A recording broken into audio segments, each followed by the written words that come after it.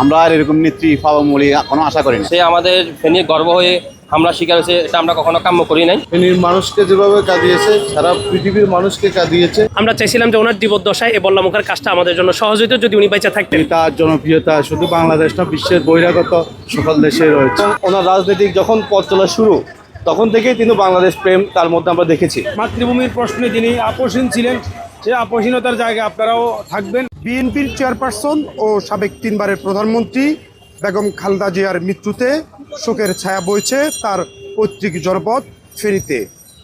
মহিষী এই নারীর চলে যাওয়াকে কিভাবে দেখছেন তার পৈতৃক জনপদের মানুষ, সেটি জানাবো আপনাদের। যে ওনার যেই আদর্শটা ছিল ইসলাম এবং দেশের জন্য, উনি যে সমস্ত ত্যাগ স্বীকার করছেন, যেই ত্যাগের কারণে ওনাকে আপোষহীন নেত্রী বলা হতো, এবং যেই জায়গাটা থেকে আমরা ফেনীবাসী ওনার প্রতি বিশেষ প্রত্যাশী ছিলাম, উনি এই ফেনীর 1 আসন থেকে 5 বার উনি সংসদ সদস্য নির্বাচিত হয়েছেন এবং ফেনীর উন্নয়নমূলক অনেকগুলো কাজ উনি করছেন।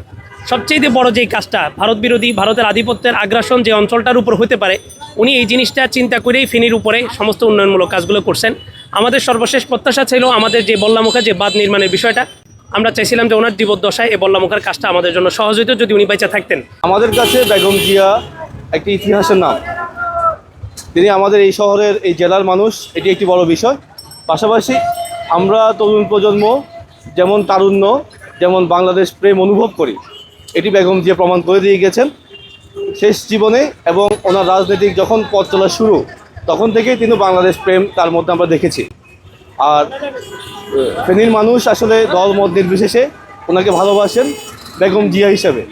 ওনার যে রাজনৈতিক পরিচয়, ওনার যে রাষ্ট্রীয় পরিচয়, ওনার স্বামীর যে পরিচয়, সেগুলোকে ছাপিয়ে তিনি কিন্তু এই জনপদের মুখপাত্র হয়ে উঠেছেন। এই অঞ্চলের মানুষকে ভালোবেসে তরুণ প্রজন্ম ওনাকে মিস করে, এবং ওনার এই বৃহৎ জানাজার মাধ্যমে বর্তমান প্রজন্ম জেনে গেল বেগম জিয়ার জনপ্রিয়তা। সুস্থ অবস্থা যদি তিনি এবারও প্রধানমন্ত্রী হতে পারতেন, তাহলে পুরো বাংলাদেশের ন্যায় ফেনীতে ব্যাপক উন্নয়নের ছোঁয়া আমরা দেখতে পেতাম। কিন্তু পুরো বাংলাদেশের মানুষের এটাই প্রত্যাশা ছিল, বেগম জিয়া আবার প্রধানমন্ত্রী হবেন, দেশের জন্য কাজ করবেন, দেশকে আন্তর্জাতিক বিশ্বে দেশের মান উজ্জ্বল করবেন, সেটা আমাদের সকলের প্রত্যাশা ছিল। আমাদের একটাই চাওয়া, বেগম জিয়া যেভাবে দেশের প্রশ্নে, ইসলামের প্রশ্নে, মাতৃভূমির প্রশ্নে যিনি আপোষহীন ছিলেন, সে আপোষহীনতার জায়গায় আপনারাও থাকবেন। চলে যাবো, এটা অনেক দুঃখ, এটা আমাদের জন্য। আমাদের এরকম একটা নেত্রী চলে যাওয়া মানে এটা বলার মতো না। আমরা আর এরকম নেত্রী পাবো বলে কোনো আশা করি না। তারেক জিয়া আছে, ইনশাল্লাহ উনি দেখা যান, ইনশাল্লাহ যতটুকু পরিমাণ মানুষের জন্য চেষ্টা করে দেবে ইনশাল্লাহ। উপরটা আল্লাহর হুকুম, আল্লাহর হুকুমের বাড়িতে কিছু করা যায় না।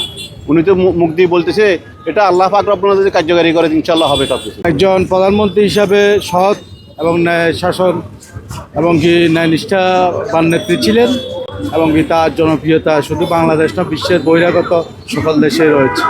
এবং এই সাধারণ মানুষের যে আশা আকাঙ্ক্ষা ভক্তি ছিল, তার একটা চাহিদা ছিল যখন সে সরকার ছিল, চাল ডাল দ্রব্যমূল্য নিয়ন্ত্রণে ছিল, তাই তার জনপ্রিয়তা বেশি, তার উপর মানুষের উদারতা ভালোবাসা বেশি। তার যারা লক্ষ মানুষের, প্রায় কোটি মানুষের সমাগম হয়েছে। সে যখন আপনার রঙ্গি ক্যাম্পাসে গেছে, তখন তার জন্য আমরা মৈফালে লাইন ধরে আসছিলাম অনেকক্ষণ, 5 ঘন্টার পর ঘন্টা, শুধু তাকে একটা দেখার জন্য। কিন্তু সে এখন চলে গেছে, মানে কি বলবো, আসলে কিছু বলার ভাষা নাই। আসলে তাকে মন থেকে আমরা অনেক অনেক ভালোবাসি।